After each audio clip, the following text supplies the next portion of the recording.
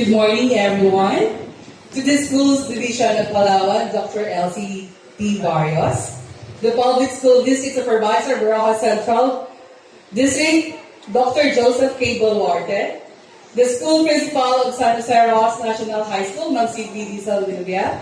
And the School Principal of San Jose Elementary School, Sir Dario D. Iguana. Sa ating mga mahal na magulang, mga BODs, mga guro, mga panauhin, at syempre sa ating mga masisigasig na mga graduates ngayong araw. It is an honor to be given a task of introducing a person who is not only worthy of emulation because of his achievements in life, but because he was once like you. He built his dreams inside this very school, entered the same gate, syempre mas modern nga lang, and played the same grounds then. Graduation is not just a celebration of academic success. It is also a reminder that every step, no matter how small, can lead to a meaningful and successful journey. Today, we are blessed to be joined by someone whose life story is a powerful example of perseverance, dedication, and public service.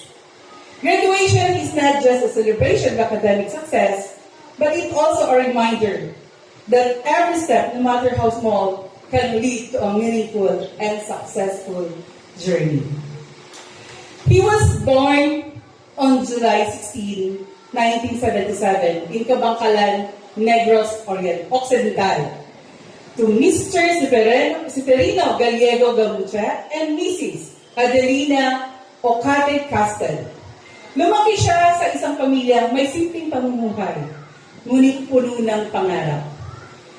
His devoted husband to Mrs. Azucena Estanyol Gamocha and a loving father to Karil Chris Gamocha and Ferlina Gamocha. Ang kanyang educational journey ay hindi naging madali, pero napuno ito ng pagsasimika.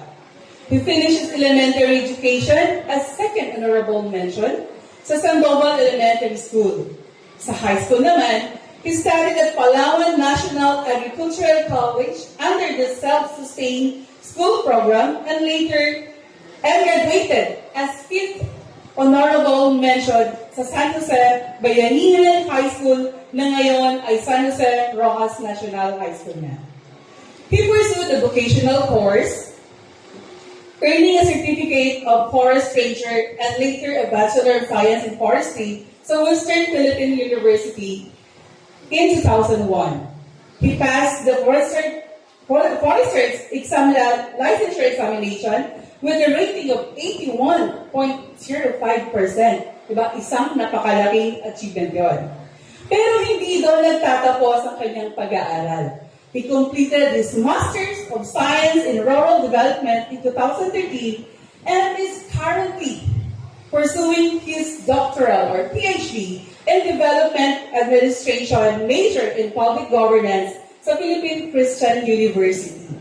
Nakumpleto na niya ang 36 units and kasalukuyan nagsusulat na ng kanyang dissertation. His career in government service started in 2006 as a contractual forester noong 2007,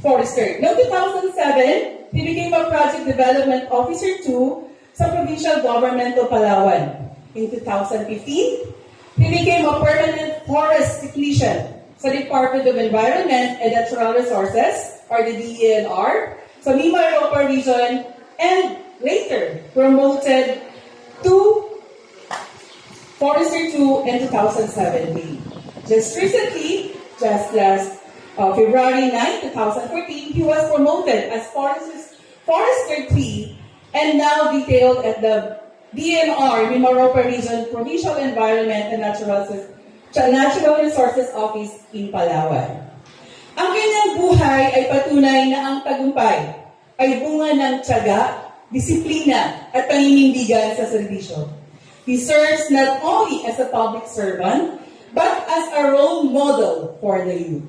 Let us all welcome with a warm round of applause our guest speaker for today, Mr. Arnel Castel Gamucha. Wow, maaari na po tayo lumupo. tumatayo yung balahibo ko. Ganun ba yun? Ma'am, maraming salamat po sa introduction. So, ganun pala yun. This is my first time na maging guest speaker. Although, mayroon ako mga speaker na ginagawa sa mga training naman yun. But then, naiba ito kasi bumabalik sa akin yung hirap ng buhay. Parang, okay.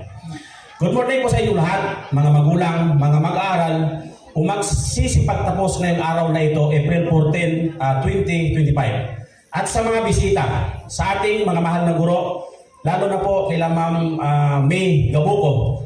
It so happen na kaklase ko po nung high school yung mister niya, best friend Cyrus Gabuco. 3 dekada na palang nakakalipas. Medyo may katandaan na. Kay Ma'am Sharon Cayetano, Ma'am, magandang umaga po. At sa ating principal, Ma'am Sydney Saldivia. Ma'am, good morning po.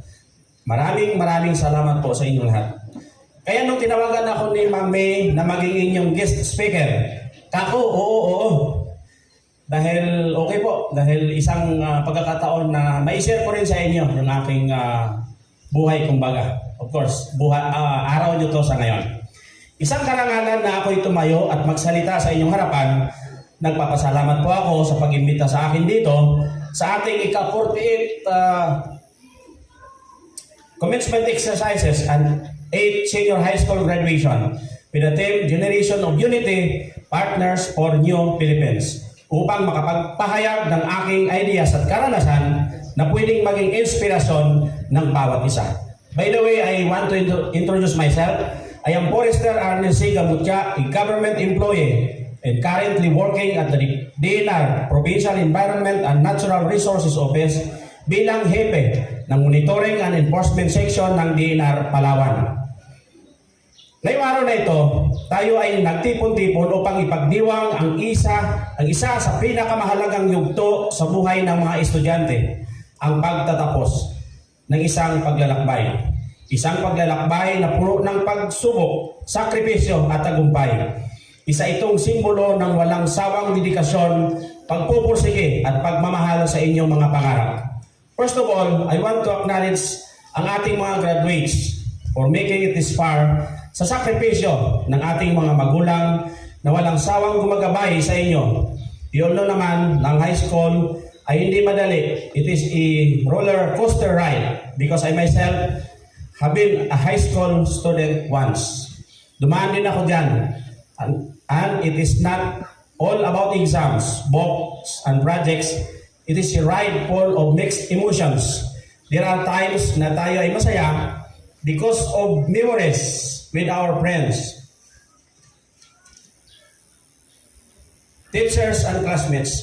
Meron din part na tayo ay kinakabahan because of incoming exams or final defense ng ating research. Dahil dito, minsan tayo ay di nakakatulog para makapag-review or makapag-prepare ng scripts natin. And may mga moments naman na tayo ay malungkot dahil nakakuha ng mababang grades. These are ups and downs that we experience during our high school years. May mga challenges na haharapin, and through these experiences, unti-unting lumalawak ang ating kalaman.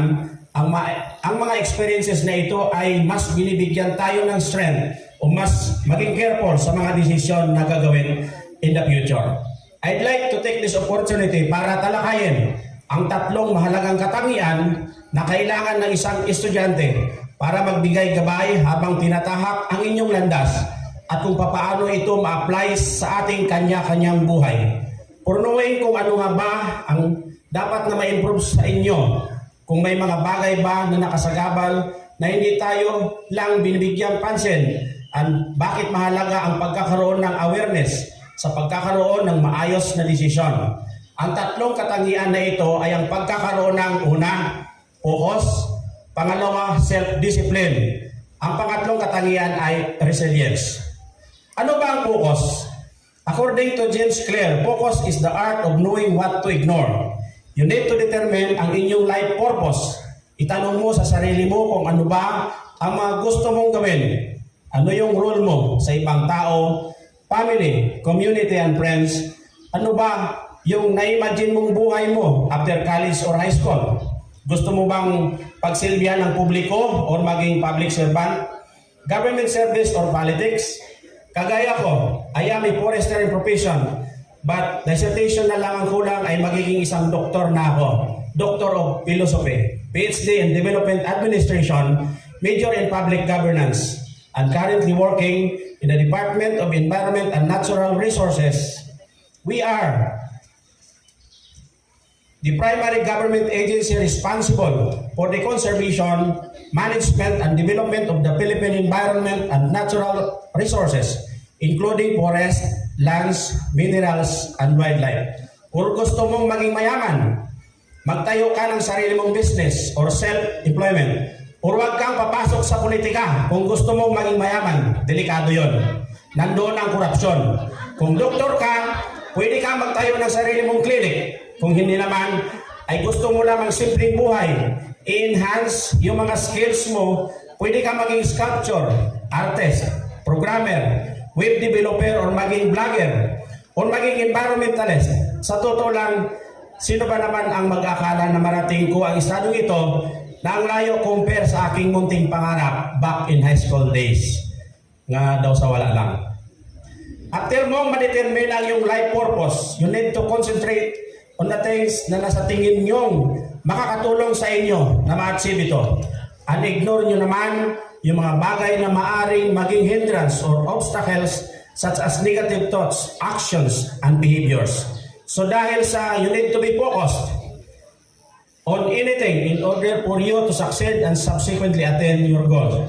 Pero abangan nyo na lang sa last part ng aking speech kung paano ang process o requirements dito. Let's see.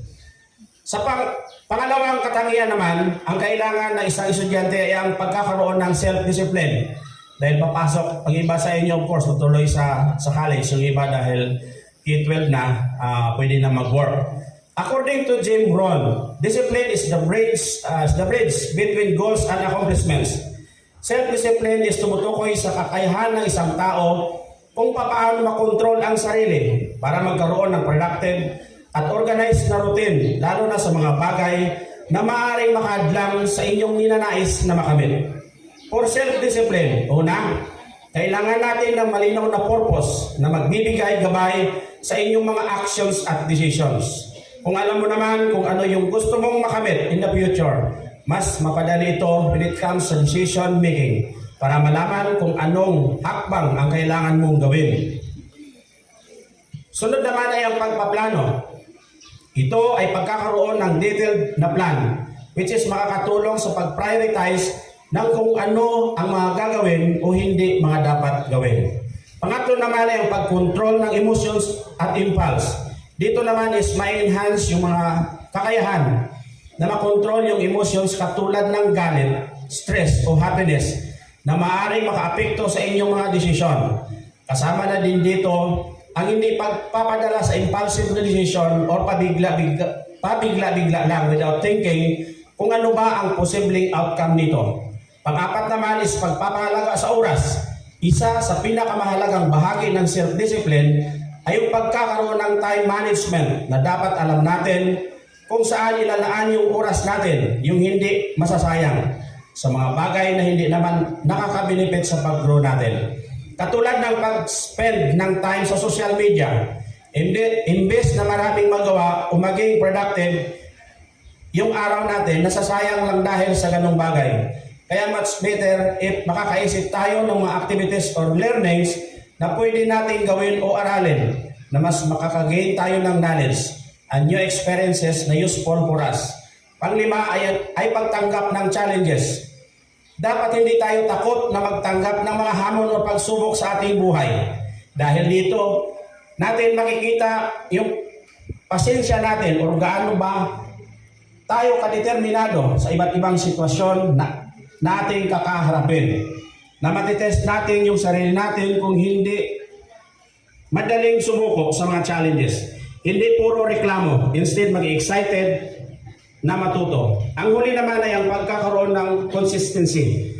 Sa mga ginagawa natin, dapat maging consistent, hindi yung una lang magaling. Then, sa huli hindi na. Ma-apply yung mga dapat gawin hanggang sa mawala na lang ang kinalaunan. Kaya, Sa pag-set ng goals, much better na sanayin yung sarili na maging consistent sa mga ginagawa para matupad yung mga objectives nyo sa buhay. Bakit nga ba mahalaga ang self-discipline? Ang pagkakaroon ng self-discipline is para ma-achieve ang mga long-term goals, magkaroon ng effective na time management at maiwasan ang procrastination o pagpapaliban sa paggawa ng mga task. Ito ay nagpapaalala din sa inyo na ang tagumpay ay hindi laging madali. Pero ang bawat sakripisyo ay may magandang bunga. Huwag din kakalimutan na mag-set ng objectives at magpursige sa pag-accomplish ng mga ito. Patuloy mag-aral at magsagawa ng may determinasyon at tiyak na magiging way ito sa mas malaking success. Kaya bilang estudyante, you must know kung ano ang gusto mong ma-achieve at paano mo ito makakamit. Na mayroong disiplina sa sarili. Hindi natin maiwasan, may mga times na hindi tayo nakakapokus dahil sa mga nangyayari sa paligid natin. Marami tayong iniisip na nakakaapekto sa atin or may mga times na nadadala tayo sa mga kasiyahan na nagaganap sa ating buhay. Ang dumarating sa point na hindi na natin napapansin na nababaling na pala yung attention natin at napapabayaan na yung mga goals natin sa buhay. Mas maganda talaga kung i-practice natin yung sarili natin sa mga bagay na ito hanggang sa maging part na ito ng ating pang-araw-araw na gawain. Yung kahit may mga bagay tayong ginagawa, may mga mangyayaring situation na unexpected, pero hindi pa din nakakalimutan yung self-discipline.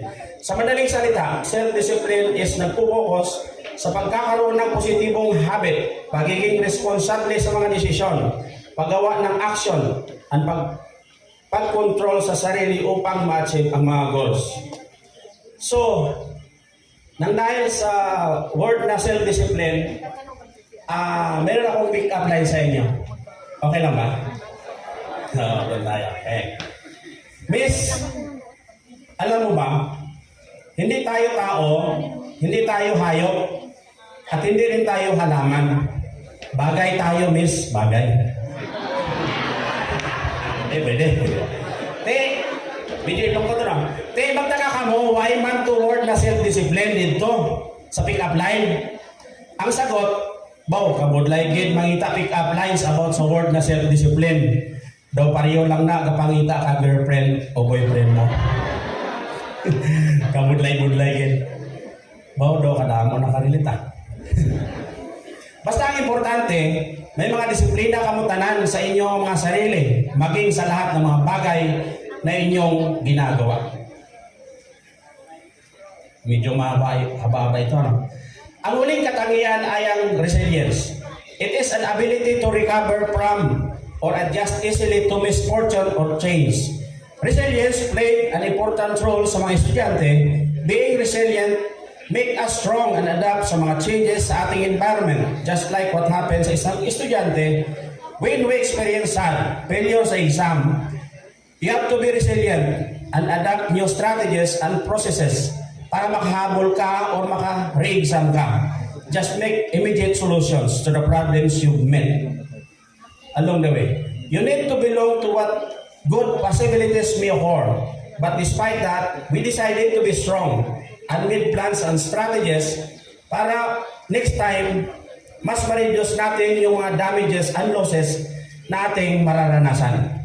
Ang pagiging resilient ay mahalaga, especially sa mga estudyante, dahil minsan mayroon tayong doubt sa ating sarili and it plays a big role sa ating personal growth. May mga times when we experience in school yung mga bagay or changes na mahirap ma-recover and we just let it be thinking there's no hope. Sabi nga nila, giving up was easy, pero it's different sa mga students na ginagawa nila ang kanilang best despite the misfortune or losses.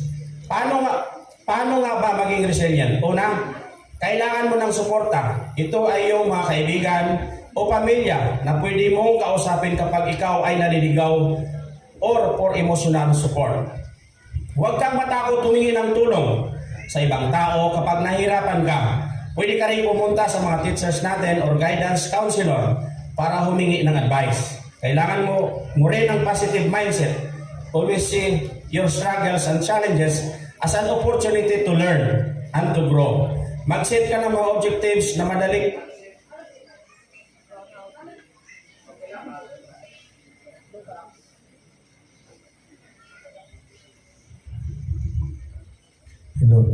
And once magawa mo ito, magbibigay ito sa iyo ng pakiramdam ng tagumpay, and it will make you strong mentally and emotionally.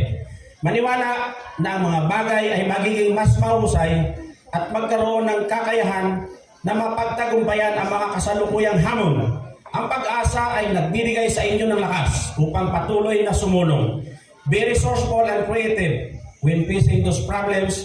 Kailangan may iba't ibang opsyon ka. Huwag kang settle sa okay na to or pwede na to, dahil minsan nililimit natin ang ating sarili or to think critically. It is okay to fail. At least you have an idea what to do next time.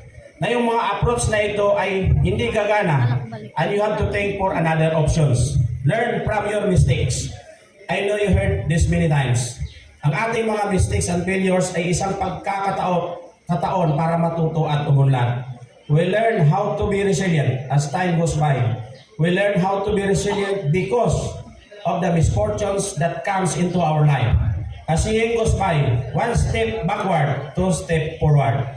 Dapat mas mataas yung development and growth sa degree ng failure or losses na ating na-experience. And we have been prepared for it so that next time we know what to do, na hindi magiging hopeless. Sa mga graduating students, I want you all to be resilient, that even if you fall, you just have to come back stronger. Gaya nga ng sinabi ni Maya Angelou, I can be changed by what happens to me, but I refuse to be reduced by it. At again, dahil pangatlong word to na resilience, tingnan natin kung may connect. Nagsinungaling ka na ba? Parang wala. Sagot na kayo? Nagsinungaling ka na ba? Kasi magsisinungaling ka na sa lahat, wag lang sa babaeng maraming screenshots. So, katulad ng dati, mukhang dami din naman. So, katulad ng dati, wala pa rin connect. Pero para mayroon na rin, kasi naka-adapt na sila sa pamamagitan ng maraming screenshots. Meaning, resourceful and resilient at naka-adapt na. Ang mga babae talaga, no? Magaling.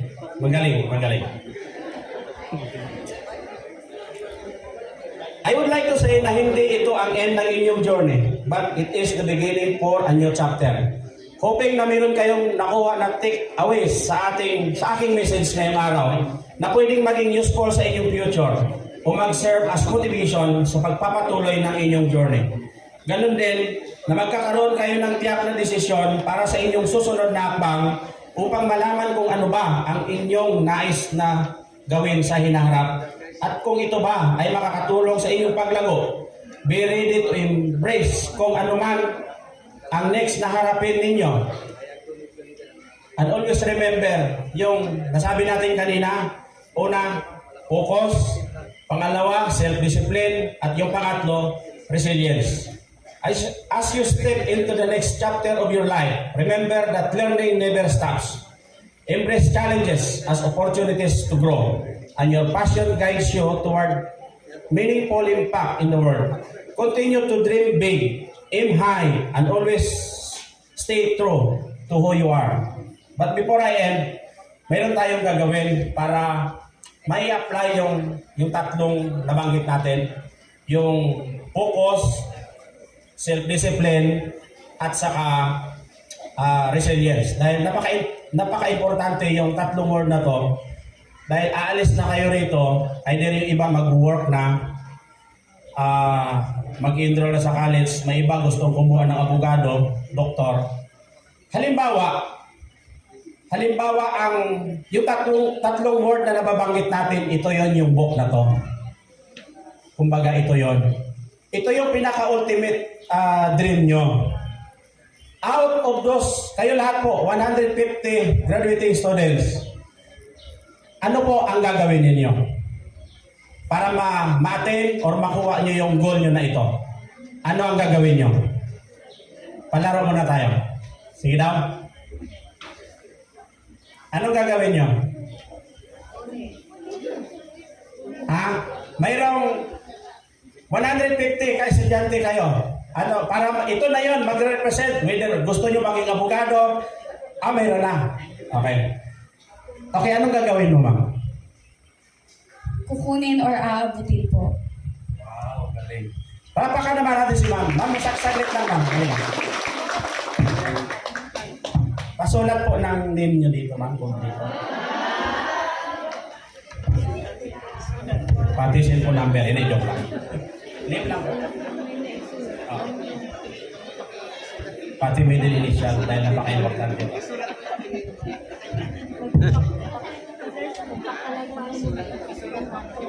Sige, isusulat ko lang mamaya. May babasahin lang ako. So, April 14, 2025 to Miss Chisi May Bibon isulat. I truly admired your bravest move to obtain this book in front of your classmates and on this occasion.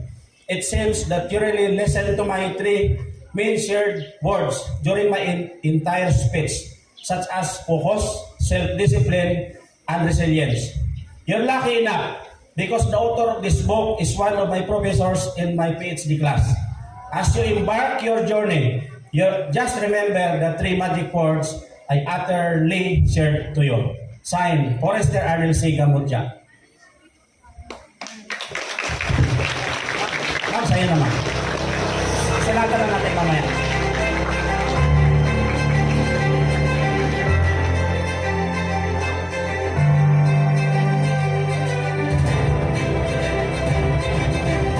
Yun lamang po, at I'm hoping na natuwa kayo sa mga pakulo natin at nakapag-ambag po ako sa inyong lahat na magsipag tapos sa araw na ito ng wisdom na magsisilbing guide in attaining your goals and aspirations in life in the near future. At masaya ako kung malalampasan nyo pa ang mga accomplishments namin as you enter to the world of AI or artificial intelligence or halos lahat internet-based na.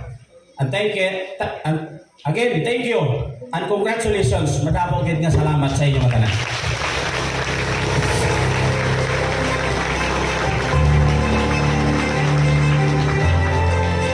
To formally recognize his presence and the wisdom he imparted, we would like to present the certificate of recognition as a symbol of our sincerest thanks.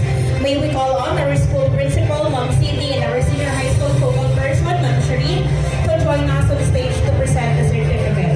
The certificate reads, Certificate of Recognition is hereby awarded to Mr. Arnel C. Gamucha, Forester 3, Chief Monitoring and Enforcement Section, DNR Pedro Palawan, in grateful acknowledgement of his distinguished and valuable service rendered as guest speaker during the 48th graduation ceremony, 8th senior high school graduation of San Jose Rojas National High School, with the theme Generation of Unity, Partners for the New Philippines, thereby contributing immeasurably to the prestige and success of the occasion. Given this 4th day of April 2025 at San Jose Rojas National High School, San Jose Rojas, Palawan. Signed, Ma'am Shereen E. Cayetano, Senior High School Focal Person, and Ma'am Cindy D. Saldevia, Principal 1.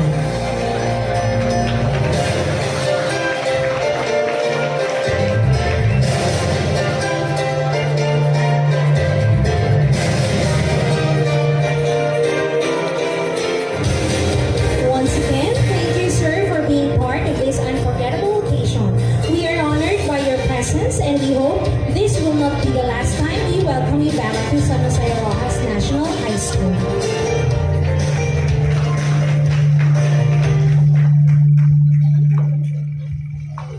At this juncture, we will proceed to the awarding of medals and certificates to honor